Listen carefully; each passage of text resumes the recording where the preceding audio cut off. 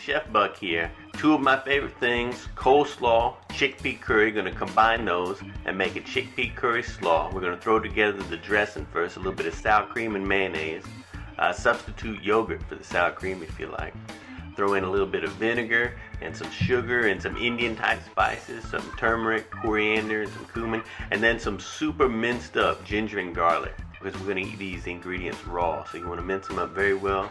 Get that dressing whisked together super smooth.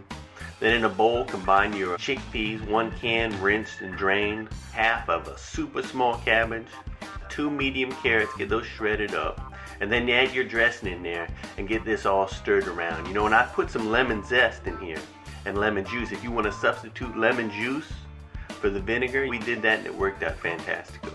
But get these ingredients mixed up, then add salt and pepper to taste.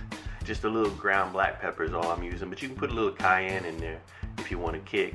Add your half a cup of obligatory chopped cilantro, and there you have it, man. Chickpea curry slaw. This is super fantastical. We've eaten this with, some spicy Indian dishes, but we had it last week with banh mi burger too. So just use it like as a side for a spicy meal, or just use it like you would any kind of coleslaw. I got a printable recipe, a link down in the description. So give this recipe a try and let me know what you think. And bon appetit, man.